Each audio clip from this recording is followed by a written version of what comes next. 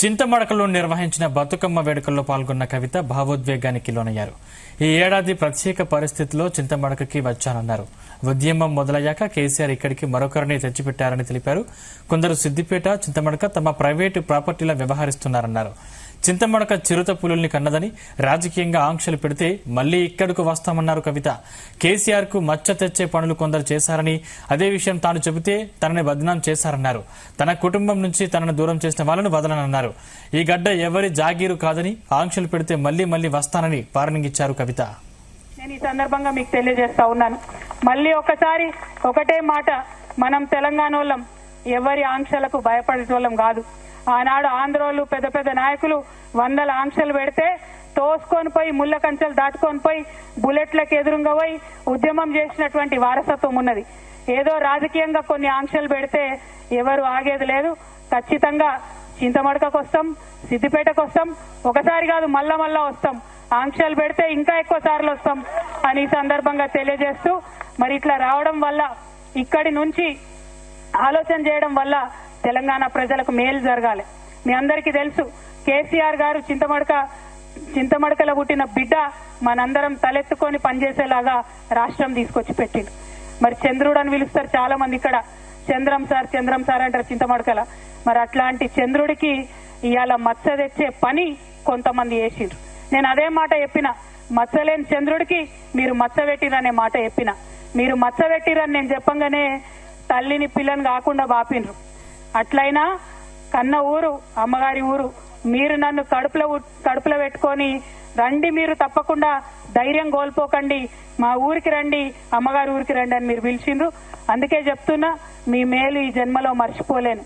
నేను ఈ సంవత్సరం డెఫినెట్ గా బాధతోనున్న, క్లిష్టమైన పరిస్థితుల్లో ఉన్న కుటుంబానికి.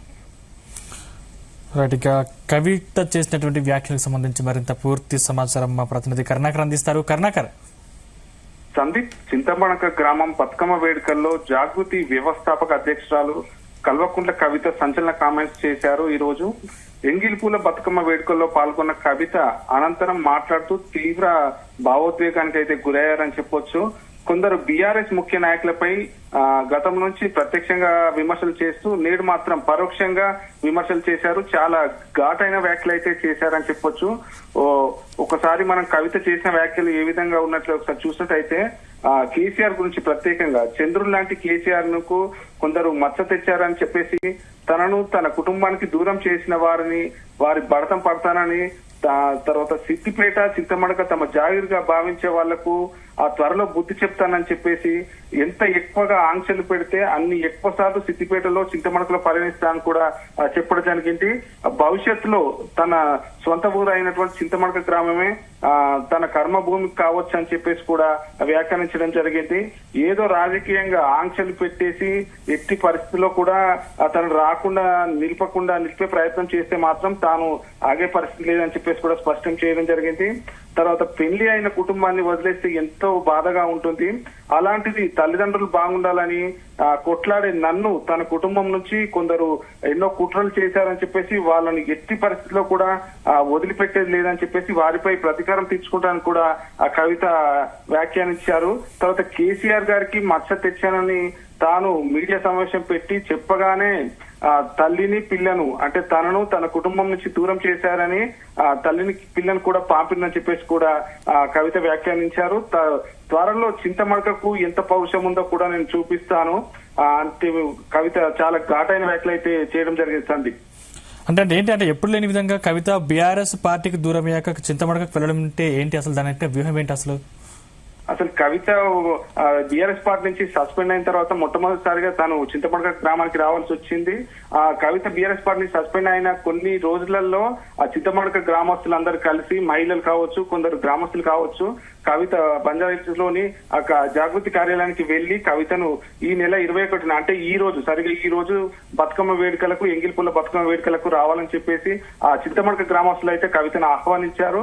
ఈ నేపథ్యంలోనే కవిత ఆ చింతమడక గ్రామానికి ఈ రోజు చేరుకొని ఆ గ్రామస్తులతో కలిసి బతుకమ్మ వేడుకల్లో పాల్గొన్నారు. ఈ సందర్భంగా గ్రామంలో కూడా ఆ కవిత రాకను పురస్కరించుకొని భారీగా ఏర్పాట్లు చేశారు. తప్పు చప్పులతోటి, మంగళహారాలతోటి, ఆ తర్వాత బోనాలతోటి బతుకమ్మ బతుకమ్మలతోటి స్వాగతం అయితే పలికారు. కవిత నేరుగా వెళ్లి మొట్టమొదటిసారిగా ఆ గ్రామానికి వెళ్లిన వెంటనే అంబేద్కర్ విగ్రహానికి పూలమాలలు వేశారు. అనంతరం అక్కడి నుంచి రామాలయానికి వెళ్లిరు. రామాలయం నుంచి తర్వాత శివాలయానికి వెళ్లి అక్కడ పూజా కార్యక్రమాలు చేశారు. పూజా కార్యక్రమాలు చేసిన అనంతరం ఆ తర్వాత బీసీ కులానికి చెందిన ఒక వ్యక్తి ఇంట్లోకి వెళ్లి అక్కడ ఒక ఎంగిలిపూల బతుకమ్మగా అయితే పేర్చడం జరిగింది. మహిళలతో కలిశారు. అనంతరం ఎస్సీ కులానికి చెందినటువంటి ఒక ఇంటికి వెళ్లి అక్కడ కూడా ఆ బతుకమ్మను పేర్చారు. కులస్తులతో కలిసి మహిళలతో కలిసి బతుకమ్మ పేర్చారు. అనంతరం గ్రామంలో ఏర్పాటు చేసినటువంటి ఆ మైదానంలో ఆలయ ప్రాంగణంలో ఉన్నటువంటి మైదానంలో అక్కడ కవిత చేరుకొని మహిళలతో పెద్ద ఎత్తున బతుకమ్మ వేడుకల్లో పాల్గొన్నారు, ఆడారు, బతుకమ్మ పాటలు పాడారు. అక్కడ ఉన్న వారిని కూడా ఉత్సాహపరిచారు. అనంతరం అక్కడ ఏర్పాటు చేసిన చిన్నపాటి వేదిక నుంచి కవిత మాట్లాడుతూ ఇలాంటి ఘాటైన వ్యాఖ్యలు అయితే చేశారు. తాను యొక్క భవిష్యత్ ప్రణాళికను అయితే రాజకీయ భవిష్యత్ ప్రణాళికను అయితే చెప్తారని చెప్పేసి అందరు భావించారు. కానీ ఈ రోజు మాత్రం పరోక్షంగా మాత్రం కొందరు బీఆర్ఎస్ ముఖ్య నాయకులపై అయితే ఇలాంటి వ్యాఖ్యలు అయితే చేయడం జరిగింది. ముఖ్యంగా కేసీఆర్ అయితే చాలా మంది చంద్రులాంటి మత్సలేని చంద్రులాంటి చంద్రశేఖరరావుకి మత్స తెచ్చారని చెప్పేసి తాను ఏనాడైతే వ్యాఖ్యానించానో తనని తన కుటుంబం నుంచి దూరం చేశారు, పార్టీ నుంచి కూడా దూరం చేశారు, తమపై కుట్రలు చేస్తున్నారు, మీడియా పరంగా కావచ్చు, కొన్ని మీడియాలు అని చెప్పేసి పరోక్షంగా కూడా వారిపై కూడా మాట్లాడడం జరిగింది. కరుణాకర్, అంటే సిద్దిపేట టార్గెట్ కంటే మళ్ళీ వస్తా అన్నటువంటి వ్యాఖ్యలు దేనికి సంకేతం అనుకోవాలి? అంటే సిద్దిపేట గడ్డ నుంచి ఏదైనా పార్టీ పెట్టే అవకాశాలు ఉన్నాయా? వేచి చూడాలి సందీప్. ఏమైతే తాను ముందుగా భావించినట్టు అందరూ పార్టీ చింతమడక నుంచి కేసీఆర్ కూడా ఆ ఉద్యమంలో ఇక్కడి నుంచే పాల్గొన్నారు. కేసీఆర్ కి రాజకీయంగా జన్మనిచ్చిన గడ్డ సిద్దిపేట చింతమడక గ్రామం ప్రజల ఆశీర్వాదంతో కేసీఆర్ ఒక పార్టీని పెట్టారు, రాష్ట్రాన్ని సాధించారు, రాష్ట్రానికి ముఖ్యమంత్రిగా కూడా పనిచేశారు. అలాంటి సిద్దిపేట నుంచి చింతమడక నుంచి కవిత ఈ రోజు ఇక్కడికి రావడంతో అందరూ పార్టీ పెట్టేసి రాజకీయ భవిష్యత్ ప్రణాళికను తాను ప్రకటిస్తారని చెప్పేసి అందరూ భావించారు. కానీ తాను మాత్రం కేవలం వేడుకల్లో పాల్గొని ఈ విధమైనటువంటి కొందరిని టార్గెట్ చేస్తూ వ్యాఖ్యానించడం జరిగింది. భవిష్యత్తులో కూడా ఒకవేళ సిద్దిపేటలోకైతే రెగ్యులర్ గా నేను తరచుగా వస్తాను, నాకు రాజకీయ ఆంక్షలు పెడుతున్నారు, ఎలాంటి ఆంక్షలు పెట్టినా వాటన్నిటిని నేను బద్దలు కొట్టుకుంటాను, సిద్దిపేటకి అయితే వస్తాను.